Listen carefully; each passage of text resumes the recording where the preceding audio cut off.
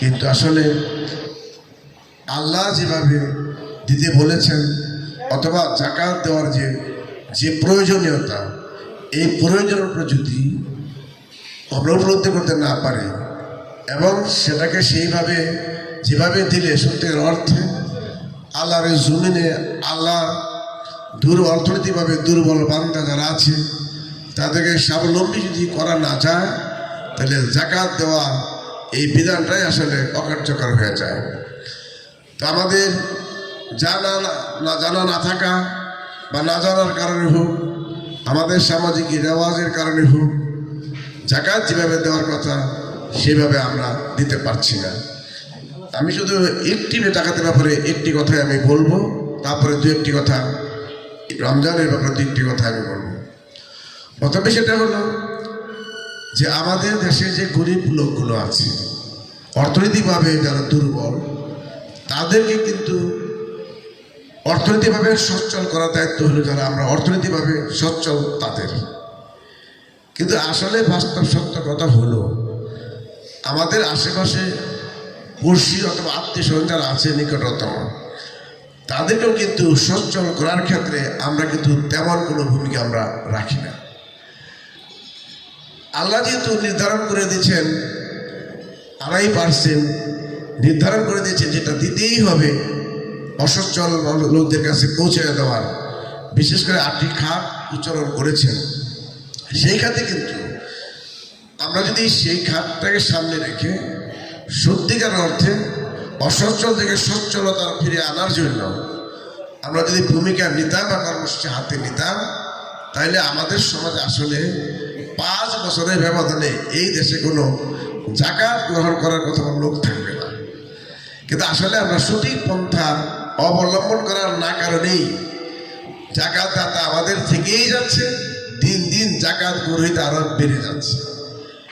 মানে কেমনে আমরা নির্বাচনে অংশগ্রহণ করেছিলাম, আমরা স্পষ্ট বলেছিলাম যে এই দেশকে স্বাবলম্বী করার জন্য, অর্থাৎ জাকাত খাওয়ার লোক মুক্ত যদি করতে চাই, জাকাত গ্রহীতা যদি আমরা বন্ধ করতে চাই, স্থায়ীভাবে যে অর্থনৈতিক আমরা মজবুত করতে চাই, অসহায় মানুষের সকল সমস্যার সমাধান যদি আমরা করতে চাই, অর্থাৎ জাকাত গ্রহীতাকে যদি আমরা 5 বছর ধরে মূলোৎপাটন করে জাকাত দাতা হিসাবে গড়ে তুলতে চাই, তাহলে আমাদের শুধু অর্থনীতিতে দুর্নীতি দূর করাই শুধু প্রয়োজন নয়, পাশাপাশি আল্লাহর পক্ষ থেকে নির্ধারিত যে জাকাতের বিধান দিছে, এই বিধান যদি আমরা অনুসরণ করতে পারি, তাহলে 5 বছরের ব্যবধানে আল্লাহ যদি জামাত ইসলামকে সুযোগ দেয়, বাংলাদেশে জাকাত গ্রহণ করার কথা লোক থাকবে না। সেই পদ্ধতিটা কি? দেখেন যে আমাদের প্রতিটি সমাজেই জাকাত গ্রহীতাও আছে, জাকাত দাতাও আছে। যদি জাকাত দাতা যে কয়জন, সেই কয়জনকে যদি রাষ্ট্রীয়ভাবে, অর্থাৎ জামাত যদি ক্ষমতায় আল্লাহ যাবার সুযোগ দিত, ওই এলাকার জাকাত দাতাদের তালিকা যেমনিভাবে করা হইতো, তাদেরকে নির্দেশ দেওয়া হতো যে আপনাদের জাকাতের টাকা সরকারি অমুক ফান্ডে বা অমুক অ্যাকাউন্টে আপনারা জমা দেন। দেখা যেত যে ওই সমাজের 20 হইতে 30,000 টাকা জাকাত উঠছে, আর ওই সমাজে 10 থেকে 20 জন 25 জন জাকাত গ্রহীতা আছে। যদি যাদের জাকাতের টাকা দিছে, জমা দিছে, তাদেরকে নিয়ে যদি পরামর্শ করে সিদ্ধান্ত নেওয়া হইতো যে আমরা যদি এই এলাকার জাকাত গ্রহীতা আছে 30 জন, আর জাকাতের টাকা আপনারা জমা দিয়েছেন 30 লাখ টাকা বা 40 লাখ টাকা, আমরা যদি এই সমাজকে জাকাত মুক্ত সমাজ, জাকাত গ্রহীতা মুক্ত সমাজ আমরা যদি মুক্ত করতে চাই, তাহলে আপনাদের সহযোগিতা লাগবে। কি সহযোগিতা?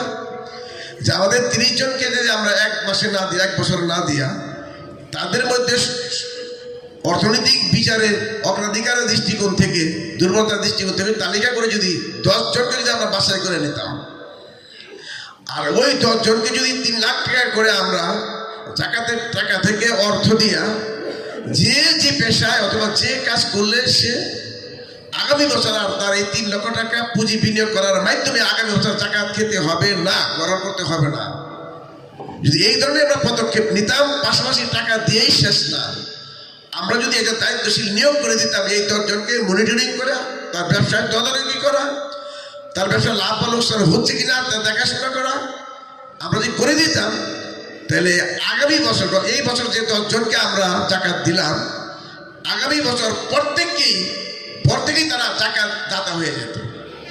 তাহলে প্রথমে 1 বছরে যদি আমরা 10 জনকে স্বাবলম্বী করতে পারতাম, বাকি আর 2 বছরে তেমনি ভাবে যদি আমরা আরো 20 জনকে জাকাত দিয়া স্বাবলম্বী করে দিতে পারতাম, তাহলে 3 থেকে 4 বছরের ব্যবধানে এই সমাজে জাকাত গ্রহণ করার মতো একটা লোক আর থাকতো না। কি বলেন, কথা ঠিক কিনা বলেন? কিন্তু আসলে এমনটি না হয়ে আমরা ভিক্ষার মতো আমরা জাকাত দেওয়ার কারণে যারা জাকাত গ্রহীতা তারা জাকাত গ্রহীতাই থেকে যাচ্ছেন, গরিবের সংখ্যা দিন দিন বাড়ছে। আমাদের সমাজে অর্থনৈতিকভাবে আসলে যেভাবে জাকাত মুক্ত, মানে জাকাত মতো গ্রহীতা মুক্ত একটি সমাজ বা একটি সচ্ছল সমাজ গড়ে ওঠা দরকার, সেই ব্যবস্থা আমাদের গড়ে উঠছে না। আল্লাহ যদি আমাদের সুযোগ দেয়, যেহেতু আমাদের ইসলামী ক্ষমতা যাওয়ার সুযোগ পাবেন নাই, সরকারি ভাবে যদি ওই ধরনের উদ্যোগ নেয় আলহামদুলিল্লাহ। সরকার যেহেতু ওই ধরনের উদ্যোগ নেন নাই, এই জন্য জামাতের জাকাত ফান্ড আছে। আপনারা যদি সহযোগিতা করেন চান, তাহলে আমাদের জাকাতের ফান্ডে আপনারা সহযোগিতা করার মধ্য দিয়া আপনারা যেখানে যে সমাজে বাস করেন সেই সমাজের সমস্যার সমাধানেই যদি আপনারা এই ধরনের কোনো পদক্ষেপ নেন, তাহলে আমরা আশা করা যায় 3-4 বছরের ব্যবধানে একটি সমাজকে আমরা জাকাত গ্রহীত মুক্তির সমাজে আমরা তৈরি করতে পারি। এতে লাভ হবে। আমি যদি আমার হাত দিয়ে জাকাত দিই, ওই লোকটা হীনমন্যতায় ভুগে, আমি শাহিন কাছে জাকাত নিচ্ছি, আমার লাগে দেখা হইলে আমি সালাম দিলেও তার ভালো লাগে না, সে তার মনে হয়ে যায় ওই রাতে আমি জাকাত নিচ্ছি। কিন্তু যদি কোনো প্রতিষ্ঠানের মাধ্যমে সেটা দেওয়া হয়, তাহলে দেশ হীনমন্যতায় ভুগবে না, তার মান সম্মান ইজ্জতের আবরুষের রক্ষা পাবে। এই জন্য আমি অনুরোধ করবো, আমরা যারা জাকাত গ্রহীতা দাতা আছি তারা আপনাদের কাছে আমরা আবেদন করলাম, আপনাদের সুযোগ থাকে তাহলে আমাদেরকে আপনাদের এই কাজে লাগে আপনাদের সহযোগিতা আপনারা আমাদের নিতে পারেন, আর আমরা আপনাদের সহযোগিতা মানসিকভাবে করার জন্য আমরা রাজি আছি। আশা করি বিষয়টাকে আপনারা গুরুত্ব দিয়ে ভাববেন। 2 নম্বর কথাটা হলো জাকাত দেওয়ার যে বিষয়টা। আসলে জাকাত আমাদের দেশে সঠিকভাবে জাকাত দেওয়া হয় না। এটা না হওয়ার কারণ হলো যে সত্যি অর্থে আল্লাহর ভয় আমাদের অন্তরে আসলে নাই। যারাই জাকাত দেয় তারা লামসাম দেয়, খুব আল্লাহর কম বান্দায় জাকাত একদম সুন্দরভাবে হিসাব ঠিক মতো করে দেয়। যারা দেয় না তারা তো আমাদেরই ভাই বন্ধু। এই জন্য যারা দেয় আলহামদুলিল্লাহ, যারা দেয় না তাদেরকে অনুরোধ করবো, এটা আল্লাহর নির্ধারিত ফরজ, এটা লঙ্ঘন করা আমাদের নিজেদেরই ক্ষতি। নিজেদেরকে আগামী দিনে দুনিয়া এবং আখিরাতের ক্ষতি থেকে বাঁচানোর জন্য জাকাত যেমনিভাবে দেওয়া উচিত হিসাব করে ওইমনিভাবে যেন আমরা দেই, সেই ব্যাপারেও আপনাদেরকে আমি বিনীতভাবে অনুরোধ করছি। আর যে বিষয়টা যে আল্লাহকে ভয় করে যে আমরা জাকাতটা সুন্দরভাবে দিব, সেই ক্ষেত্রে আমাদের দুর্বলতা আছে। সেই দুর্বলতার মূল কারণ হইল রোজা রাখার ক্ষেত্রে শুভেচ্ছা থেকে সূর্যাস্ত পর্যন্ত আল্লাহর নির্দেশের খানা